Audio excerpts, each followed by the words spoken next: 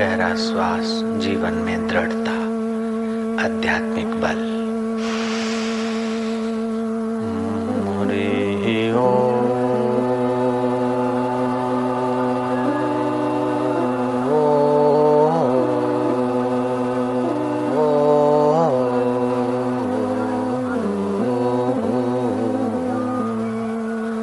फिर से गहरा श्वास, आत्मिक बल का विकास, भीतर की शांति और आनंद की जागृति, क्रिया शक्ति और ज्ञान शक्ति का संचार। अपनी उस आत्म शक्ति को जगाकर मन बुद्धि में क्रिया शक्ति, ज्ञान शक्ति और दृढ़ता का संचार करेंगे। हरि ओम।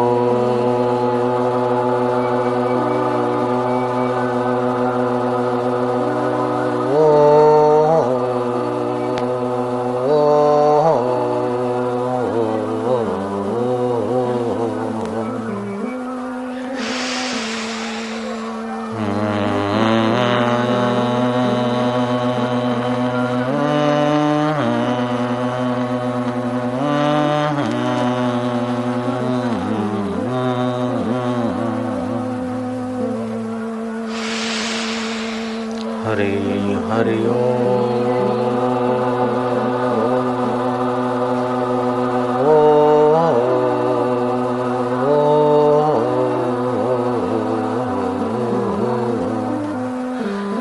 नाहं वसामि वैकुंठे, नाहं वसामि वैकुंठे, योगिनां हृदयेन वै, हृदयेन वै, मद्भक्ता यत्र गायन्ति, मद्भक्ता यत्र गायन्ति, तत्र तिष्ठामि नारद, तत्र तिष्ठामि नारद। हरि हरि ओम।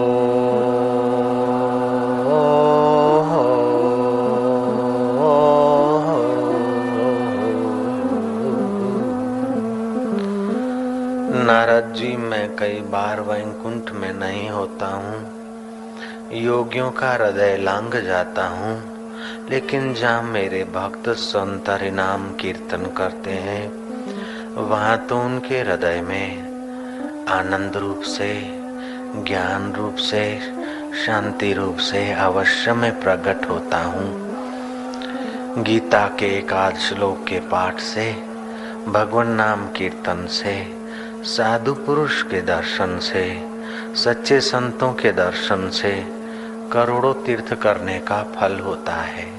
गीताया श्लोक पाठेन, गीताया श्लोक पाठेन, गोविंद स्मृति कीर्तनात्, गोविंद स्मृति कीर्तनात्, साधु दर्शन मात्रेण, साधु दर्शन मात्रेण, तीर्थकोटि फलं लभेत, तीर्थकोटि फलं लभेत। हरि हरि ओम।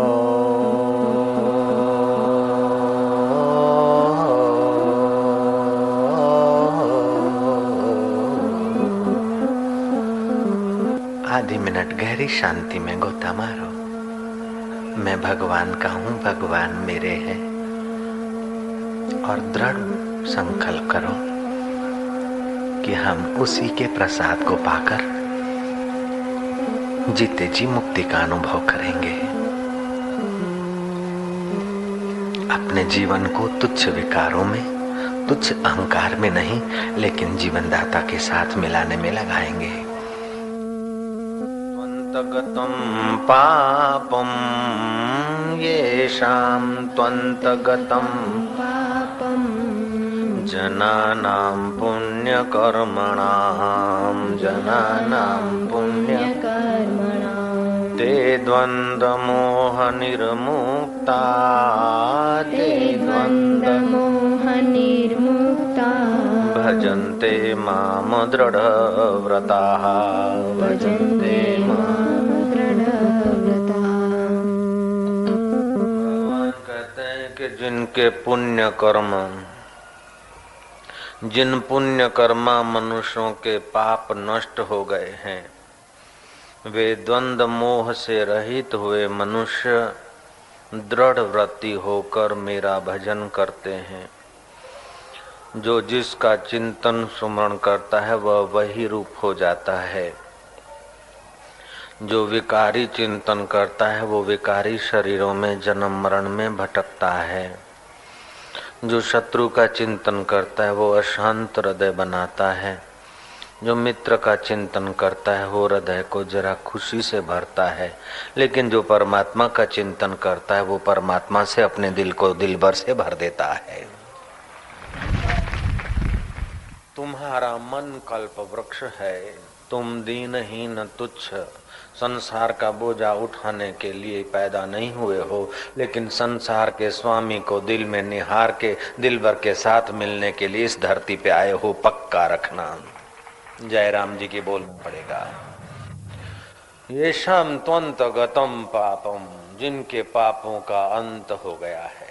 पापी मनुष्य की पहचान क्या है? धर्मात्मा मनुष्य की पहचान क्या है? पाप का अंत हो गया उसकी पहचान क्या है? और पाप का जोर है उसकी पहचान क्या है? कन्या मन्या कुर्र करके फूंक लगा दी, किसी मत मजहब पंथ में चले गए तो धर्मात्मा हो गए, इस बात पर संत लोग राजी नहीं होते हैं। जयराम जी की बोलना पड़ेगा। पापी मनुष्य की पहचान क्या है? भगवान कहते हैं जिसके पापों का अंत हो गया है वो आदमी दृढ़ व्रती होता है। पापी मनुष्य की पहचान है कि आत्मा का ख्याल नहीं, नश्वर शरीर के भोग विलास में जीवन को खपा दे। जीवन की शाम होने के पहले जीवन दाता को पाने का पता न पाए, ये पापी आदमी की पहचान है। किए हुए गलत निर्णय, गलत आकर्षण और गलत कर्म और जीवन भर उसी में लगा रहे, ये पापी आदमी की पहचान है। सही कर्म क्या है? सही निर्णय क्या है? आत्मा की उन्नति, आत्मा की प्राप्ति और देह उसका साधन है।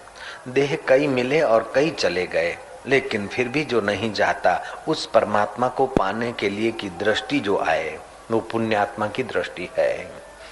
और देह की सुख सुविधाओं में अपने को गरकाव करते रहना ये पापी चित्त की पहचान है।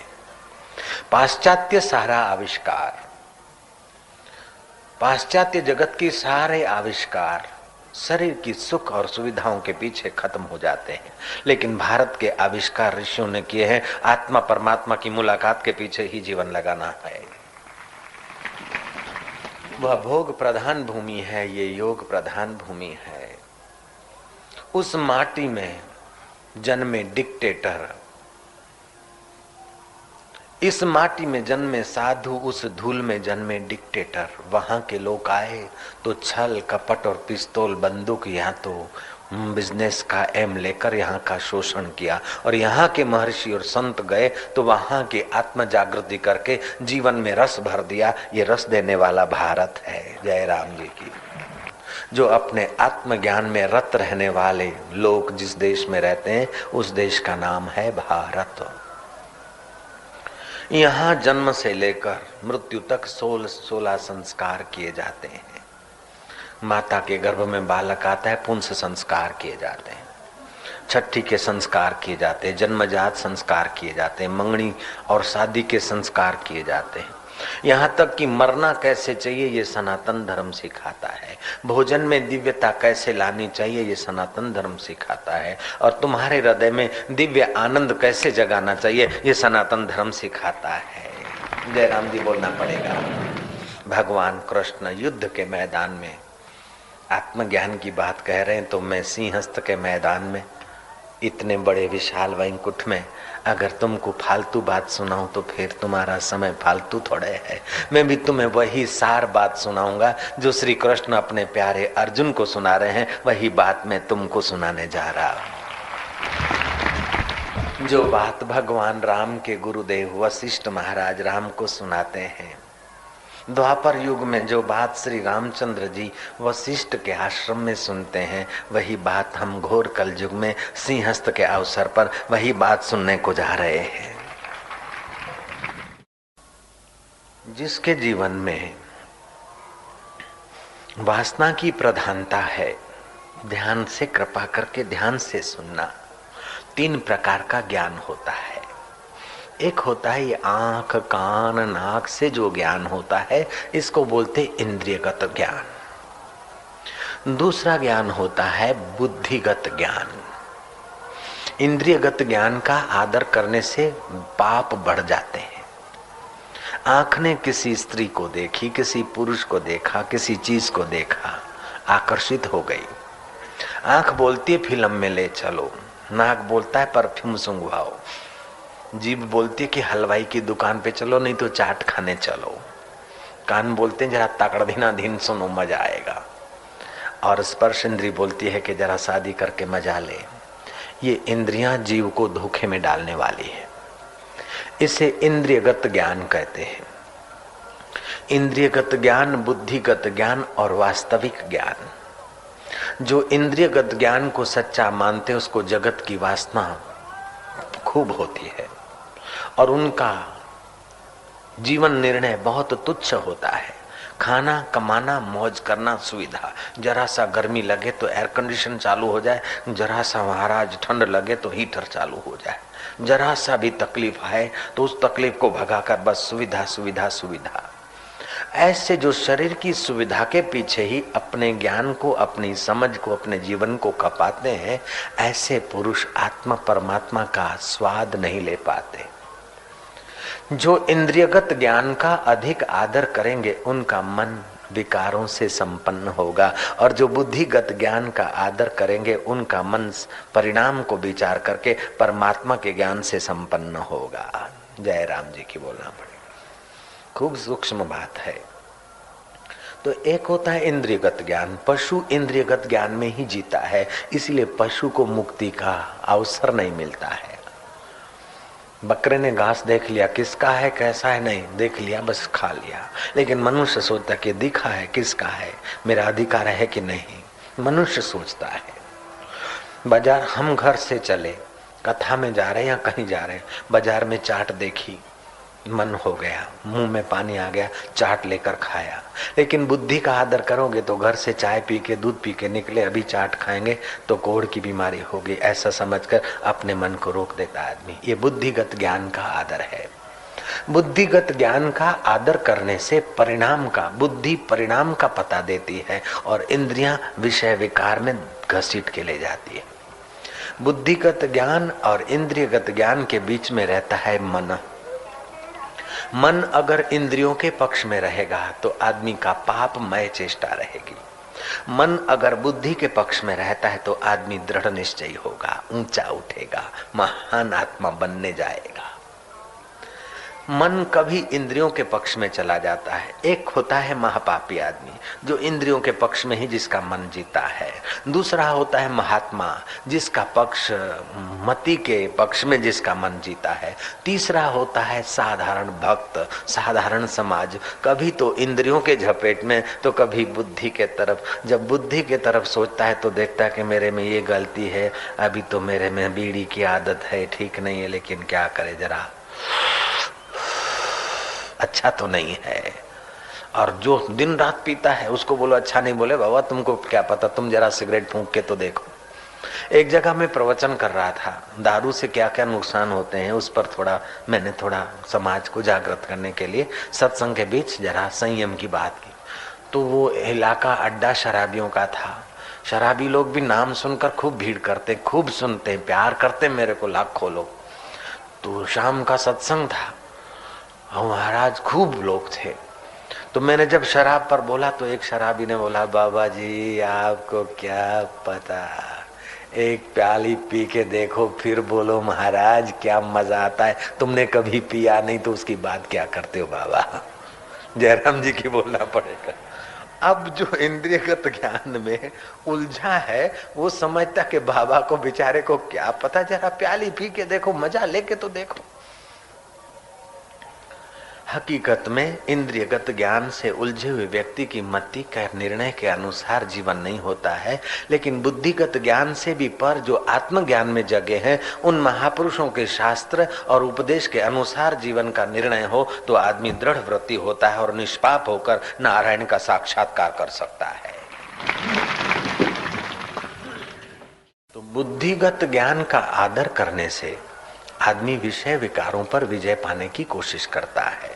तो पापी मनुष्य की पहचान है कि सारा जीवन खान पान और शरीर के भोग वासना में नष्ट कर दे, और पुण्यात्मा की ये पहचान है कि शरीर को खिलाए पिलाए हिलाए चिलाए सब कुछ करे, लेकिन शरीर का मन का स्वस्थ बना रहे और शरीर और मन को अधिक घिसाए नहीं भोग वासना में। संतान को जन्म देने के लिए गृहस्थी जीवन है तो संयम से संतान को जन्म दे दिया, अथवा भोजन किया तो संयम से क्या हित कर है क्या अहित कर है। ये पुण्यात्मा मनुष्य की पहचान है। इससे उसकी मति दृढ़ होगी, और जिसकी मति बलवान है दृढ़ है उसका मन मति के अनुसार चलेगा। मन अगर मति के अनुसार चलता है तो यात्रा ऊर्ध्वगामी होती है, और मन जब इंद्रियों के पक्ष में जाता है तो यात्रा अधोगामी होती है। जय राम जी की। अब इंद्रियगत ज्ञान और बुद्धिगत ज्ञान के बीच में मन रहता है, कभी इधर होता है कभी उधर होता है। ये आपका हमारा सबका अनुभव है। जब विकारी व्यक्तियों के बीच तुम रहोगे तो तुमको लगेगा इतने लोग खा रहे हैं पी रहे हैं, जरा मजा ले लो। जब साधु संतों के और शास्त्रों के वातावरण में रहोगे तो तुमको लगेगा नहीं यार ये ठीक नहीं, कब तक खाना, कब तक ये, आखिर क्या, कब तक फिल्म देखना, कब तक बीड़ी फूंकना, आखिर क्या, ये शरीर मर जाएगा, कितना भी इसको खिलाओ पिलाओ ऐश कराओ, आखिर ये जला देना है। जिस शरीर को जला देना है उसके लिए इतना पाप ताप, हाय हाय हाय गोड़ो दिन थोड़ो करके जिंदगी खत्म करना।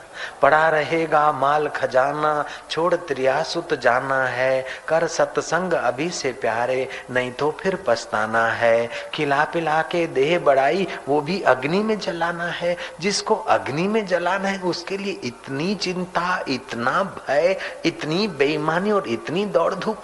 ये नाक को मजा दिलाने के लिए इतने सारे परफ्यूम, आंख को मजा दिलाने के लिए इतना सारा दिखाया फिर भी आंख को संतोष नहीं, जीभ को इतना सारा खिलाया फिर भी नखरे छोड़ती नहीं, कान को इतने सारे रेडियो सुनाए फिर भी नखरे छोड़ता नहीं। शरीर को कितना ही पत्नी पति का सुख, लाखों जन्मों में लाखों पत्नियां, लाखों पति, लाखों बच्चे किए, हर जन्म में पत्नी मिली अपने अपने जन्म के अनुकूल। अगर गधा बना तो गधी मिली, और कुत्ता बना तो कुत्ती मिली, देवता बना तो वो अप्सरा मिली, और महाराज चिड़िया बने, तोता बना तो तोती मिली। हर जन्म में ये करते आए, आखिर मिला तो कुछ नहीं।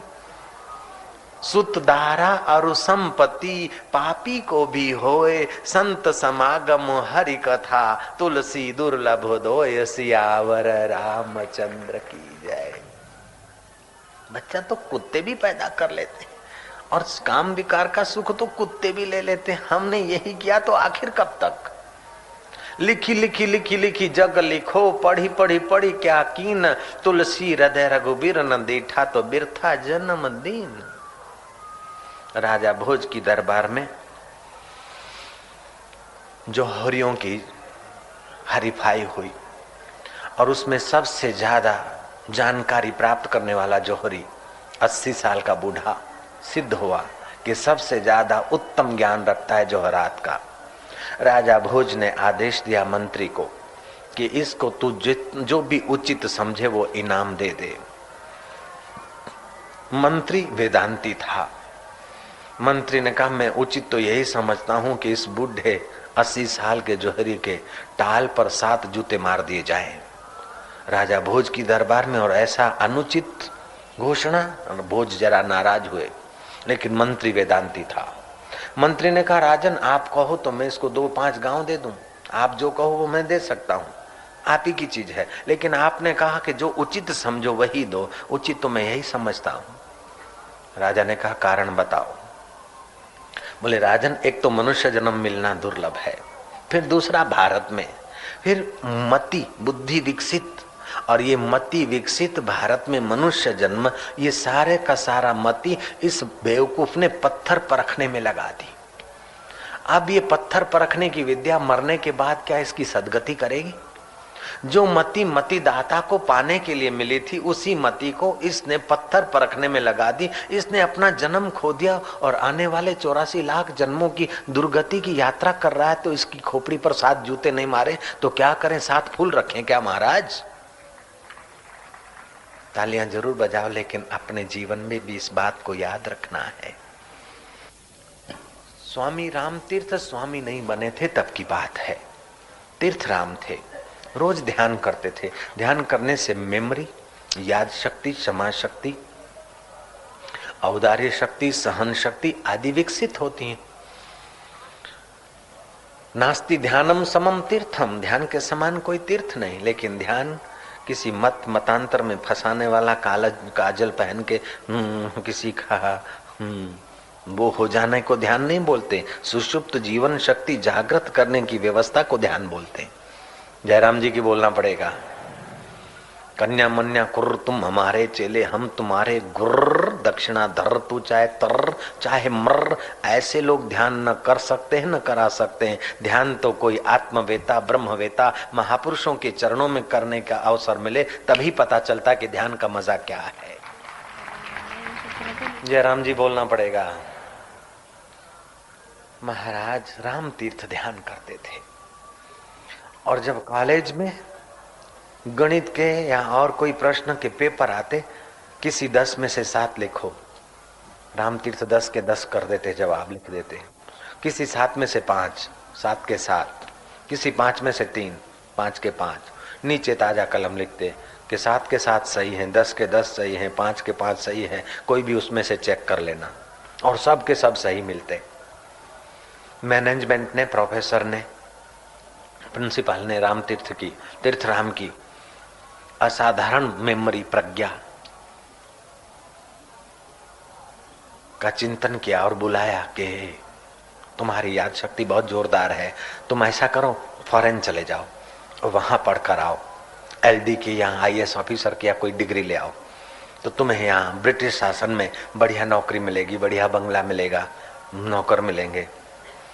तीर्थराम ने कहा कि थैंक यू, धन्यवाद, आप मेरे शुभ चिंतक हैं, लेकिन मेरी बढ़िया बुद्धि क्या नौकरी, बढ़िया नौकरी, बड़ा मकान और बड़ी गाड़ी पाए, बस बढ़िया बुद्धि का यही फल? क्या मेरी बढ़िया बुद्धि है ये आपको महसूस हो रहा है? तो बढ़िया बुद्धि मैं ऐसे सर्टिफिकेट लाऊं कि ब्रिटिश सरकार का नौकर बन जाऊं? तो बढ़िया बुद्धि में ब्रिटिश शासन को बेचने के लिए थोड़े है, बढ़िया में बढ़िया जो परमात्मा है उसका साक्षात्कार करने के लिए है यारो। और वह तीर्थराम बढ़िया बुद्धि को बढ़िया में बढ़िया वास्तविक ज्ञान की तरफ ले गए। इंद्रियगत ज्ञान, बुद्धिगत ज्ञान और वास्तविक ज्ञान। बुद्धि का ज्ञान भी बदलता है, इंद्रियों का ज्ञान तो हर पल में बदलता रहता है। फिर भी जो नहीं बदलता है, बचपन की इंद्रियां अभी की इंद्रियों में फर्क हो गया, बचपन के मन और अभी के मन के भावों का फर्क हो गया, बचपन के शरीर के कण और अभी बदल गए, बचपन की बुद्धि में और अभी के बुद्धि में फर्क है। फिर भी बचपन में बुद्धि मेरी ऐसी थी, बॉडी मेरी ऐसी थी, विचार मेरे ऐसे थे, मन मेरा ऐसा था, दोस्त मेरे ऐसे थे वैसे थे। उसको जानने वाला बचपन का साक्षी, वो वास्तविक ज्ञान अभी भी वही है। उस वास्तविक ज्ञान का जो साक्षात्कार कर लेता है उसको ब्रह्मज्ञानी महापुरुष बोलते हैं। जयराम जी बोलना पड़ेगा। तो इंद्रियगत ज्ञान तो पशु भी उसी में जीते हैं। बुद्धिगत ज्ञान का मनुष्य जितना आदर करता है उतना ही उसका वास्तविक ज्ञान, शांति, आनंद और प्रसन्नता प्रकट होती है। बाबा जी मुझे बढ़िया शांति है, घर में बढ़िया झंझट है, बड़ा कलह है, ये सब के सब इंद्रियगत ज्ञान का आदर करके कलह करते हैं। बुद्धिगत ज्ञान और वास्तविक ज्ञान के तरफ ले जाने वाले महापुरुष का प्रकाश नहीं है उस घर में, इसीलिए उस घर में आग लगी है अशांति की। कथा कीर्तन जाघर नहीं, संत नहीं मेहमान, वाघर जमड़ा डेरा दीना, सांझ पड़े शमशान। और कथा कीर्तन जाघर भयो, संत भये मेहमान, वाघर प्रभु वासा कीनो, वो घर है वैकुंठ समान। सियावर रामचंद्र की जय। भगवान बोलते हैं जिनके पापों का अंत हो गया है, पुण्य कर्म जिनके उदय हुए हैं, वे दृढ़ता से मेरा मेरा भजन माना वो वास्तविक ज्ञान स्वरूप जो सच्चिदानंद परमात्मा है, जो प्राणी मात्र के हृदय की धड़कनें चलाता है, जो कृष्ण बनकर बंसी बजाता है और राम बनकर मर्यादा सिखाता है और कपिल मुनि का अवतार लेकर ज्ञान का प्रवाह चलाता है और शिशु बनकर वहाँ करता है, माँ बनकर लालन पालन करता है और बाप बनकर अनुशासन करता है। उस ज्ञान सत्ता का वास्तविक स्वरूप का अनुभव करने के लिए बुद्धि में दृढ़ता चाहिए। पार्वती जी के पास सप्त ऋषि आए हैं, तुम क्या कर रही हो? शिव जी को चाहती हो? पगली हुई हो? बबूत्र मारे हैं, नाग लपेटे हुए हैं, शमशान में रहते हैं, आदि नारायण को याद करो, उनसे हम तुम्हारा तालमेल कर देते हैं। पार्वती जी कहती हैं कि ऋषि मैं आपका अनादर तो नहीं करना चाहती हूँ, मुझे देव ऋषि नारद मिले, उन्होंने मुझे मार्ग बताया और मैंने निर्णय किया है, अब मेरा निर्णय नहीं बदलेगा। आप पहले आते तो मैं जरा विचार करती, अब ये आपकी बात का विचार करने का भी मेरे पास समय नहीं। कोटि जन्म लगी रगर हमारी, वरऊं तो शंभु न तो रहूं कुमारी। एक जन्म नहीं करोड़ जन्म लग जाए, लेकिन पाऊंगी तो शिव जी को पाऊंगी, नहीं तो कुमारी रह जाऊंगी।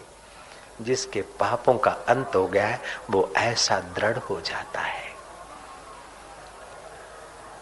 जो जरा जरा बात में दुख में, जरा से दुख में घबराता है, जरा से सुख में लपक जाता है, वो इंद्रियों का गुलाम होता है। कल हमने सुना था सुखम वा यदि वा दुखम सयोगी परमो मताः। गंगा किनारे एक बाबा बैठे थे, लंगोट लगाए थे, बड़े जीवन मुक्त संत थे। सुबह सुबह साधु लोग दर्शन करने गए। साधुओं ने पूछा कि बाबा जी ऐसी उत्तरकाशी जैसी हिमालय में ऐसी ठंडी, और हम लोग तो चार चार वस्त्र पहनकर आपका दर्शन करने आए और आप कोपिन पहने हुए बैठे, और फिर गंगा किनारे सुबह सुबह, हमारे तो दांत चने चबा रहे हो रहा है और आपको ठंडी नहीं लगती। बोले देखो भैया, जिसने पोष जेठ और आषाढ़ की गर्मी को पचाया है वो माघ और पोष की ठंडी को भी पचा सकता है। और मैं समझता हूँ कि ठंडी शरीर को लगती, मुझको नहीं लगती। मैं अपने ज्ञान में हूँ, ठंडी और गर्मी शरीर तक है, सुख और दुख का भाव मन तक है, राग और द्वेष बुद्धि तक है, भूख और प्यास प्राणों तक है, मुझ चैतन्य तक इसका असर नहीं है। इसलिए मैं निश्चिंत नारायण स्वभाव में हूँ। उसका मतलब ये भी नहीं कि आप कपड़ा न ओढ़ो अथवा ठंडी में ठुठरते रहो या ठंडी सह लोगे तो साक्षात्कार हो जाएगा, कहने का तात्पर्य नहीं है। लेकिन जो अपने ज्ञान स्वभाव में है वो ठंडी को भी आने जाने वाली, गर्मी को भी आने जाने वाली, सबको आने जाने वाली परिस्थिति समझते हैं। परदेश में जो लोग रहते हैं सुविधाओं में, वे लोग भारत में आते न तो जरा सा गर्मी होती तो बीमार हो जाते हैं, अथवा जरा सा पानी बदलता तो परेशान हो जाते हैं। लेकिन भारत का पट्टा उन देशों में कहीं भी जाता है, सब पानी हजम, सब हवामान हजम कर लेता है, क्योंकि भारत की ठंडी गर्मी सहने की परंपरा है, तितिक्षा सहने की परंपरा है। गीताकार ने कहा आगमो अपाई अनित्याश्च तान तितिक्षस्व भारतः। ये गर्मी सर्दी मान अपमान सुख और दुख आने वाले हैं, जाने वाले हैं, अपाई है, इनका कोई पाया नहीं, इनका कोई बैकग्राउंड नहीं है। इससे इनसे प्रभावित न हो, इंद्रियगत ज्ञान में लाचार मत हो जाओ, बुद्धि का उपयोग करो। और बुद्धि को जितना जितना इंद्रियगत ज्ञान का आकर्षण कम होगा मन को, उतना मन को श्रम कम होगा। जितना मन को श्रम कम होगा उतना ही बुद्धि बलवान होगी, और जितनी बुद्धि बलवान होगी उतना ही परम बलवान स्वरूप परमात्मा में प्रतिष्ठित हो जाएगी, साक्षात्कार हो जाएगा। इसीलिए साधक के जीवन में शम माना मन को रोक, जो देखा वो खा लिया, जो करा वो, जो आया वो कर लिया, नहीं क्या करना क्या न करना इसका विवेक रख, श्रम। फिर दम, मन कहता है इतना जरा फूंक ले, इतना कर ले, नहीं लगाओ दम, नहीं इतना नहीं, ये होगा। शम दम तितिक्षा, सुख दुख मान अपमान साले बदलता जाएगा। जो आदमी क्षमाशील नहीं है, तितिक्षावान नहीं, वो तो गृहस्थी में रहने के काबिल भी नहीं है। कभी पत्नी गलती करेगा, कभी पता गलती करेगा, कभी बेटा गलती करेगा, कभी बेटी गलती करेगा, कभी नौकर गलती करेगा, कभी पड़ोसी गलती करेगा। जरा जरा बात में तो उलझता जाएगा तो तेरा ब्लड प्रेशर हाई हो जाएगा। जरा जरा बात में घबराता जाएगा तो ब्लड प्रेशर लो हो जाएगा। ब्लड प्रेशर लो और ब्लड प्रेशर हाई ये कोई बीमारी नहीं है। नकारात्मक दीन विचार करने से लो हो जाता है और आवेश के विचार करने से हाई हो जाता है। जिनका ब्लड प्रेशर हाई है वे लोग हरिओम शांति शांति शांति जप करके पानी में देखे पिए, हाई ब्लड प्रेशर कंट्रोल हो जाता है। और जिनका लो है हरि ओम ओम ओम ओम, मैं परमात्मा का अनंत ब्रह्मांड नायक का सनातन अंश हूँ, मुझे फिक्र काय की, चिंता काय की, भय काय का, हरि ओम ओम ओम, लो वाला व्यवस्थित हो जाएगा, हाय वाला कंट्रोल हो जाएगा। ये प्रयोग मैंने करके फिर आपको कहा है। अपने आश्रम में ध्यान योग शिविर लगती है, वहां प्रैक्टिकल अनुभव कराने के प्रयोग कराए जाते हैं 4 दिन तक। साल में 4 शिविरें लगती है। तो देश के डॉक्टर भी, वकील भी, जनसाधारण से लेकर बड़े बड़े लोग भी आते हैं और परदेश से भी कुछ विज्ञानी और कुछ लोग आ जाते हैं। तो कोई बड़े डॉक्टर होते, मैं पूछता हूँ कौन हो, बोले फलाना फलाना, मैं रिसर्च करता हूँ, मैं हार्ट स्पेशलिस्ट हूँ, मैं फलाना हूँ। अच्छा, मैं क्या, देखो जरा मेरा नाड़ी तो देखो। देखा कि ओ बाबा जी आपका तो बहुत हाई है, आप बात कैसे कर रहे हैं, आपका तो बीपी बहुत हाई है। मैं क्या, अच्छा छोड़ो, और आप देखो, आप देखा, ओ वेरी लो वेरी लो, ये तो 80 से भी कम आप खड़े कैसे। मैं क्या, हाई करने के लिए मैंने हाई विचार किए और लो करने के लिए मैंने लो विचार किए, तो मेरे विचारों के साथ तो शरीर जुड़ा है। रामकृष्ण ने सखी संप्रदाय की साधना की। सखी संप्रदाय का मानना है कि आप शरीरधारी कोई भी है वो प्रकृति का शरीर है, प्रकृति स्त्री है, सब स्त्रियां हैं, पुरुष एक परमात्मा है, ऐसा उस संप्रदाय का मानना है। कई साधु सखी संप्रदाय की साधना करते हैं तो चोटी भी करते, तिलक भी करते, चूड़ियां भी लगाते, ऐसे साधुओं को मैंने देखा जयराम जी के। और स्त्री जैसा हाल चाल, अपने को स्त्री मानते हैं और भगवान को पुरुष मानते हैं। तो रामकृष्ण भी वो साधना में पड़े। रामकृष्ण जैसा व्यक्तित्व जो करे बस पूरे मन से करे। तो थोड़े ही दिन में रामकृष्ण के मन में आ गया मैं तो सखी हूँ, तो बातचीत करने का कंठ का आवाज भी सखी जैसा हो गया। वो तो हो ही जाता है, कई लड़के सखी जैसा आवाज करके गाना गा लेते हैं। थोड़े दिन में रामकृष्ण के शरीर में स्त्रियों जैसा चेष्ट, छाती माताओं जैसी हो गई, स्तन उभर आए। खैर ऐसे पहलवानों के स्तन भी उभरे रहते हैं, कोई बड़ी बात नहीं। आश्चर्य तो इस बात का कि 3 महीने के अंदर रामकृष्ण परमहंस को मासिक धर्म होने लगा। आपका मन जैसा सोचता है शरीर पर उसका असर पड़ता है, पड़ता है, पड़ता है। इसलिए थोड़ी सी बीमारी आती है और जो कमजोर मन के हैं, इंद्रियगत ज्ञान में उलझे, तुम मरेगी। तुमने देखा होगा कुत्ता जब भौंकता है, तुम आंख सामने दिखाते हो तो कुत्ता भौंकता है, उसकी पूंछ दब जाती है। अगर कुत्ता भौंकता और तुम भागने लगते हो तो कुत्ता तो तुम्हारा पीछा करता है, लेकिन कुत्ता की मिसिस और कुत्ता का परिवार भी तुम्हारा पीछा करता है। ऐसे कोई छोटा मोटा दुख आ जाए और आप घबरा गए तो दुख तो आपका पीछा करेगा, लेकिन दुख के छोटे मोटे जो और उपकरण हैं वो भी तुम्हारा पीछा करेंगे। इसलिए दुख आ जाए तो धैर्य रख और सुख आए तो सावधान हो जा, क्योंकि ये आया है, जो आया है वो जाएगा, राजा रंक फकीर। सुख आया है जाएगा, दुख दे जाएगा, दुख आया है जाएगा, सुख दे जाएगा।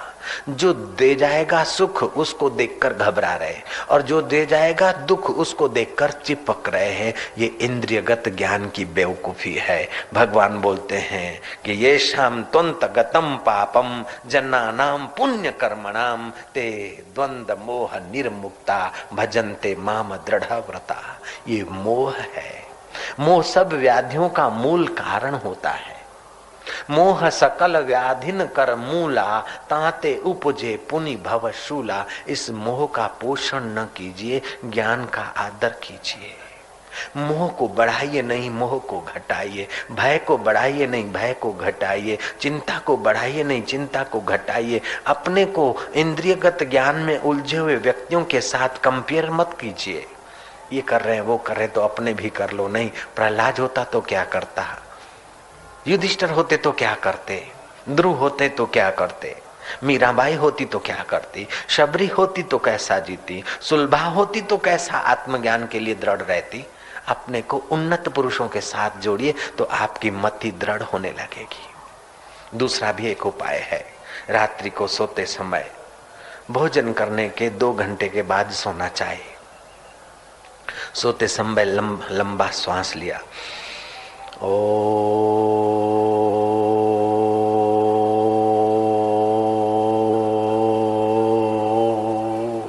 केवल ओ ही बोलना है, ओम नहीं बोलना है। थोड़े दिन में ओ बोलते बोलते मन जुड़ जाएगा। 10 मिनट ऐसा करोगे तो 5 मिनट बोलोगे, ओ बोलोगे, उतनी देर आराम। तो 5 मिनट बोलने का होगा, 5 मिनट बीच में आराम मिल जाएगा। इस 10 मिनट से तुम्हारा मन और प्राण ऊपर के केंद्रों में आएगा। तुम्हारी मति में दृढ़ता आएगी, पाप नष्ट होंगे। एक बात ये। दूसरी बात, तुम जब ओम का उच्चारण करते करते 10 मिनट करने के बाद तुम लेट गए, और जैसे माँ के गोद में बालक लेटता है, ऐसे अंतर्यामी परमात्मा में मैं आराम पाने जा रहा हूँ। पक्का निर्णय करो। फिर आप सो जाओगे तो 10 मिनट जो ओम का जप किया वो आपके कमरे को वाइब्रेट करेगा। उसी वाइब्रेशनों से आपका फिजिकल शरीर सूक्ष्म तन मात्राओं से नहाता रहेगा रात भर। और तुमने जप किया तो तुम्हारी नस नाड़ियों में भी उसके वाइब्रेशनों का प्रभाव पड़ेगा। अचेतन मन में इसका फल फलित होगा। सुबह पहली सेकंड में, रात्रि को जो आखिरी सेकंड थी वो सुबह तुम्हारी पहली सेकंड हो जाएगी।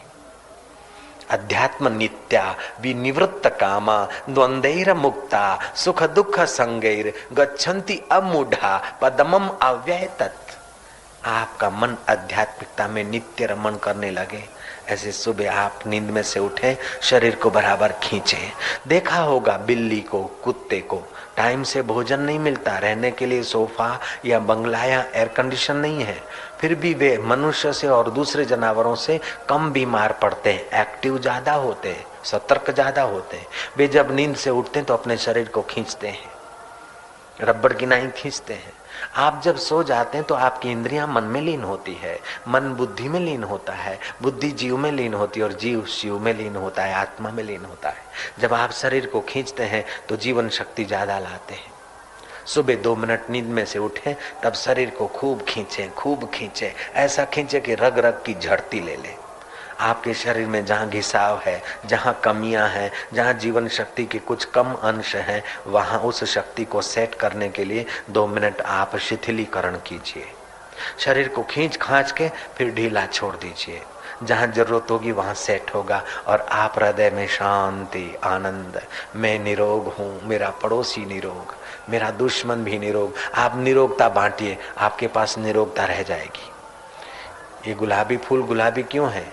कि इन्होंने गुलाबी रंग वापस किया है, इसलिए गुलाबी है। जो साइंस पढ़े हैं उनको पता है।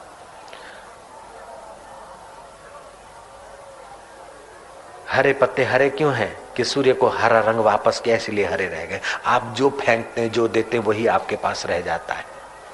आप मान देते हैं तो आपको मान ही मिल रहता है। आप घृणा देते हैं तो आपके पास घृणा ही आ जाती है। आप आमली से देखते दुनिया को तो दुनिया भी तुमको आमली से ही देखेगी। Every action create and reaction. ये जगत जैसा ध्वनि ऐसा प्रतिध्वनि। युधिष्ठिर को कहा गया कि युधिष्ठिर जांच करो कितने दुर्जन लोग हैं। युधिष्ठिर खूब घूमे, बोले महाराज कोई दुर्जन नहीं। दुर्योधन को भेजा कि कितने दुर्जन है। दुर्योधन ने बोला सब बदमाश भरे हैं। जय राम जी की। जैसी दृष्टि ऐसी सृष्टि। तो आप अपनी दृष्टि इंद्रियगत ज्ञान नहीं, बुद्धिगत ज्ञान और वास्तविक ज्ञान वाली दृष्टि खोलिए। आपको जगत परमात्मा का स्वरूप दिखने लगेगा।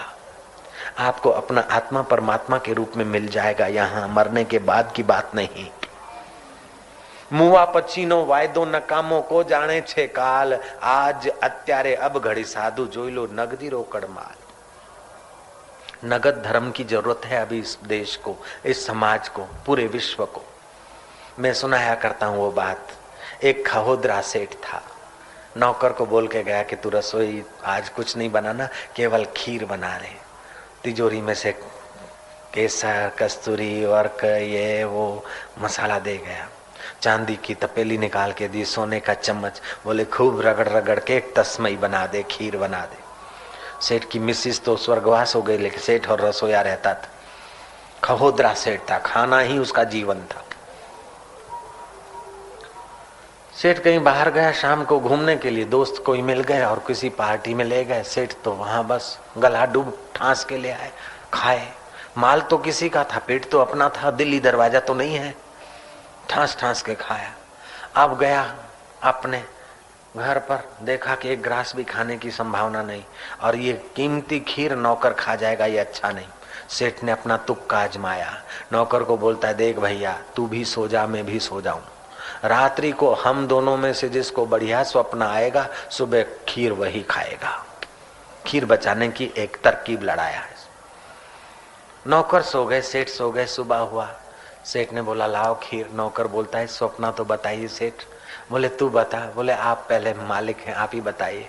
सेठ ने देखा, अब स्वप्न की कल्पना ऐसी करें कि मेरी ही जीत हो, वो हार जाए। सेठ ने कहा, मैं प्राइम मिनिस्टर ऑफ इंडिया का हो गया था, भारत का प्रधानमंत्री बन गया था। बोल ऐसा स्वप्न तूने देखा? नौकर देख रहा है। बोले नहीं। सेठ ने सोचा शायद इसने कहीं दूसरा स्वप्न देखा हो। सेठ ने और जोड़ दिया कि मैं भारत का प्राइम मिनिस्टर हुआ तो देवता इंद्र मेरे को अतिथि विशेष करके आमंत्रित किए। इंद्राणी तो मुझे पंखा हाँक रही है और इंद्र मुझे अपने हाथों से कौर खिला रहे हैं। इतने में भगवान नारायण को पता चला और मैं वैकुंठ गया, वहां उनका अतिथि हुआ। शिवलोक में गया और शिव जी का अतिथि हुआ। बोल इससे बड़ा स्वप्न तो तेरा बाप भी नहीं देख सकता है। नौकर ने कहा, बिल्कुल नहीं देख सकता है। सेठ बोलता, खीर तो लाओ। बोले अब मेरा भी स्वप्न सुनो महाराज। रात्रि को मैंने क्या देखा, बड़ी बड़ी मूछें हैं, लंबी लंबी दाढ़ी है, हाथ में डंडा है। गुरु महाराज आए। गुरु महाराज ने आंखें दिखाते हुए कहा कि बेवकूफ, खीर वहां खराब हो रही, नींद यहाँ खराब हो रही है। बोल खीर खाता है कि डंडा खाता है? खीर खाता है कि डंडा खाता है? मैं तो घबराया। मैंने कहा गुरु महाराज आपकी जो आज्ञा होगी खीर ही खा लेता हूँ। गुरु महाराज ने कहा बेवकूफ, जल्दी खीर खा, खीर खा जल्दी। सेठ बोलता फिर क्या हुआ? रीढ़ की हड्डी सीधी हो गई। बोले फिर क्या हुआ? बोले गुरु आज्ञा ही केवलम, शिष्य से परम मंगलम। मैंने तो खीर खा लिया, ताजी ताजी खीर खा लिया, नींद हराम क्यों करूं? बोले फिर क्या हुआ? बोले खीर खाया, सफा कर दिया, वो तपेली वहां चमचम चमक रही है। बोले मुझे क्यों नहीं बुलाया? बोले आप तो दिल्ली तक पहुंच गए, मुझ गरीब को पटावाला आने कैसे देगा? और वहां अगर पहुंच भी जाता तो आप फिर स्वर्ग में पहुंच गए, फिर वैकुंठ पहुंच गए, मेरी पहुंच कहां वहां? इस कहानी से समझना है कि अभी इस समय अशांति है, इस समय दुख है, इस समय पीड़ा है, प्रॉब्लम है, और दिल्ली जाएंगे तब बढ़िया हो जाएंगे? कभी नहीं हो सकता है। स्वर्ग में जाएंगे तब बढ़िया सुख मिलेगा, वैकुंठ में जाएंगे तब बढ़िया सुख मिलेगा। अरे अभी तेरे हृदय में वैकुंठाधिपति विराजमान है। तू इंद्रियगत ज्ञान का आदर छोड़कर बुद्धि का आदर कर और बुद्धि को छलांग लगवा दे, बुद्धिदाता का साक्षात्कार कर ले। तू अभी साक्षात्कार की खीर खा ले यार, हरी रस की खीर इसी जन्म में यहीं खा ले। बोल खीर खाता है कि डंडा खाता है? महाराज खीर खाऊंगा। खीर वही है आत्म संतुष्टि, आत्म तृप्ति। आत्म लाभान परम लाभम न विद्यते। आत्म लाभ से बड़ा कोई लाभ नहीं, आत्म सुख से बड़ा कोई सुख नहीं, आत्म ज्ञान से बड़ा कोई ज्ञान नहीं। और 3 मिनट भी उस आत्म परमात्मा में टिक जाओ तो तुम्हारा तो कल्याण हो गया। तुम्हारी मीठी नजर में जो भी आ जाएंगे उनका हृदय भी गदगद होने के बिना रहेगा नहीं। ये आत्मदेव की महिमा है। स्नातम तेन सर्व तीर्थम, उसने सारे तीर्थों में नहा लिया। दातम तेन सर्वदानम, उसने सब कुछ दान कर दिया। कृतम तेन सर्व यज्ञम, उसके द्वारा सारे यज्ञ हो गए। ये न क्षणम मनः ब्रह्म विचारे स्थिरम कृत्वा। पैठान में गोदावरी माता नारी का रूप लेकर एकनाथ जी महाराज की कथा सुनने को आती। कुंभ के मेले में गोदावरी में लाखों लोग स्नान करते, वो गोदावरी माता आत्मवेता संत एकनाथ जी के वहां नारी का रूप लेकर सत्संग सुनने को आती। एकनाथ जी बोलते हैं माता मैं तुम्हारे किनारे आ जाया करूं? बोले नहीं, गोदावरी मात की जय, गंगे मात की जय करके लोग मुझ में गोता मारते हैं, पाप ताप छोड़ जाते हैं, मैं बोझिली हो जाती हूँ। तुम आत्मा में नहाते हो इसलिए तुम्हारी वाणी परमात्मा को छू कर आती है। मैं नारी का रूप लेकर 4 कदम चल कर आती हूँ, मैं निर्भर होती हूँ और आपकी वाणी सुनती हूँ, मैं निर्दोष आनंद को पाकर सुखी हो जाती हूँ। इसलिए महाराज मुझे यहाँ आने की ही आज्ञा दीजिएगा। तीर्थ नाए एक फल, संत मिले फल 4, सदगुरु मिले अनंत फल, कहत कबीर विचार।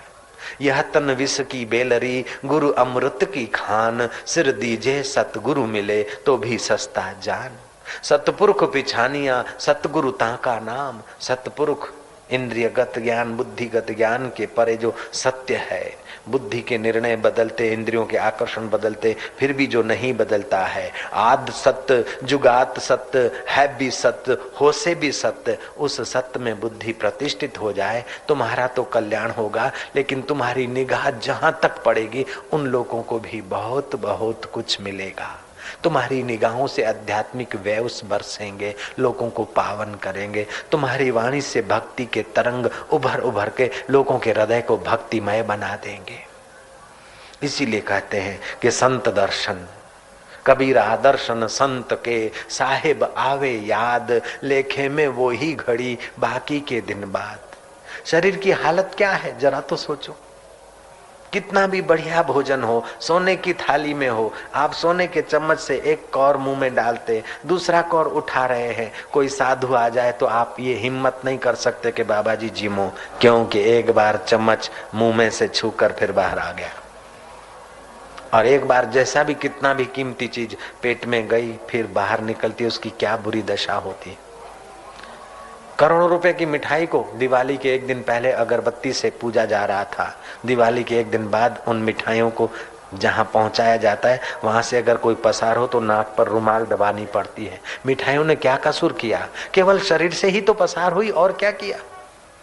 शरीर तो खाद बनाने की फैक्ट्री है, कितना भी पवित्र गंगा जल डाल दो, फिर कह कर लो या तो बाथरूम कर लो, अशुद्ध हो गया।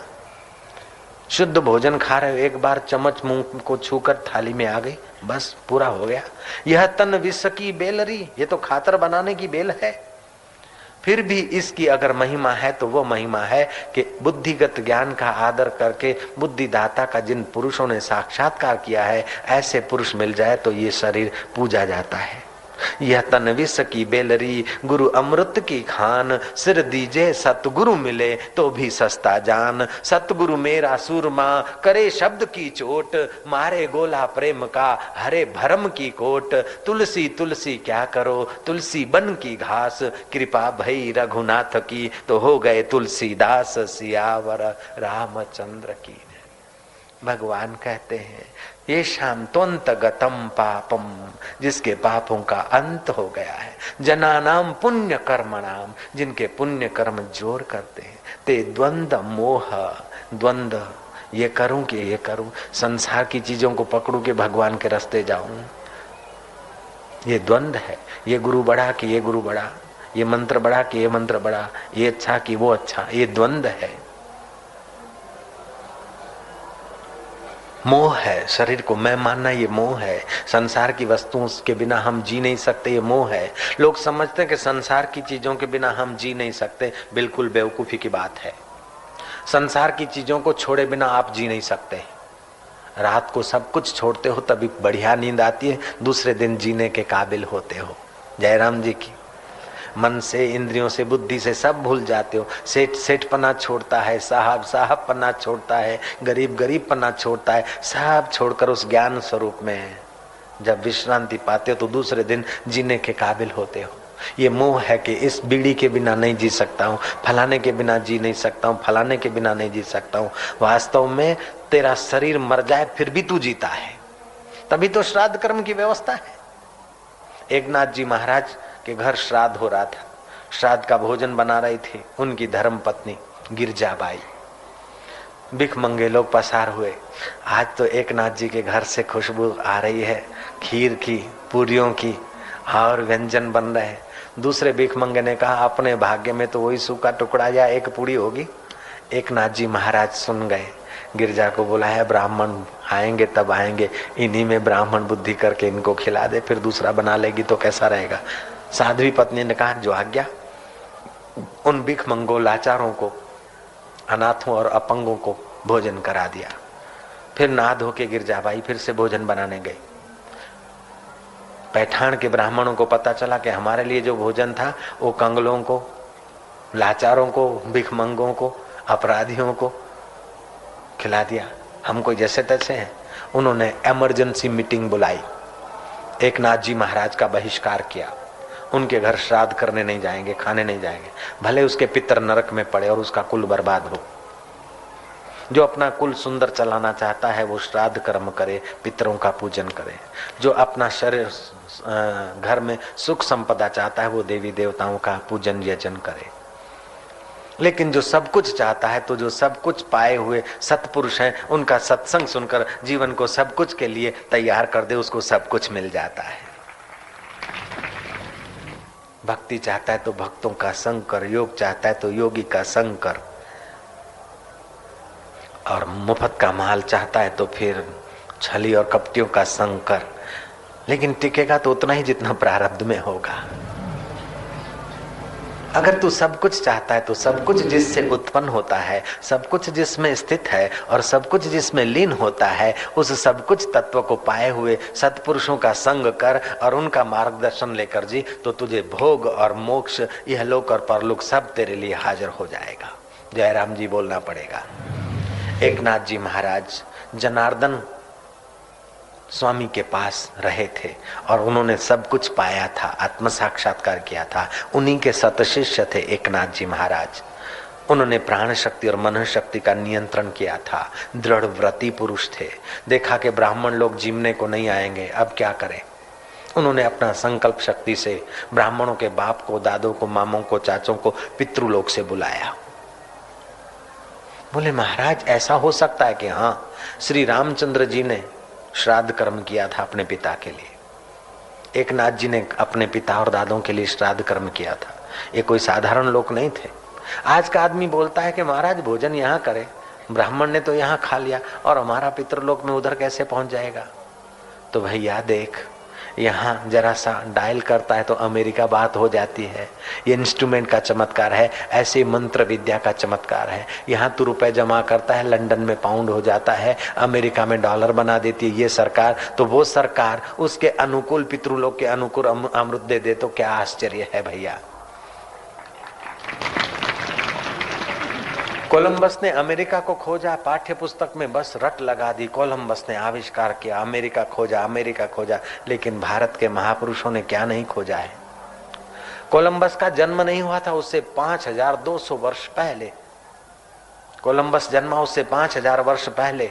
भारत का जवान अर्जुन सशरीर स्वर्ग में गया है, दिव्य अस्त्र ले आया है। ये तुम्हारे भारत की खोज है। दृढ़ व्रती पुरुषों ने खोजा। संसार के लोग कपड़ा पहनना नहीं जानते थे, उसके पहले भारत के लोगों ने आयुर्वेद का रिसर्च किया है। अतल वितल तलातल रसातल पाताल भूरलोक भूअरलोक जनलोक तपलोक महलोक स्वर्गलोक, ये तुम्हारे भारत के महर्षियों ने खोजा है, मनुष्यों ने खोजा है, भारत के संतों ने और महापुरुषों ने खोजा है। जगदीश बसु ने खोजा कि पेड़ पौधे को भी सुख दुख की असर होती है। ये भी हिंसक और अहिंसक को पहचानते हैं।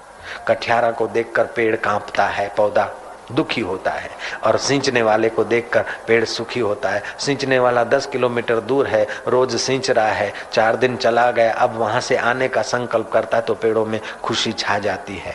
ये रिसर्च तुम्हारे भारत की है। जयराम जी बोलना पड़ेगा। जब पेड़ और पौधे 10 मील दूर के माली के शुभ संकल्प को झेल सकते हैं, तो जिसने अपने पितामह या दादा के लिए शुभ संकल्प किया, तो वो पितरलोक के देवता क्यों नहीं झेल सकते। जयराम जी की।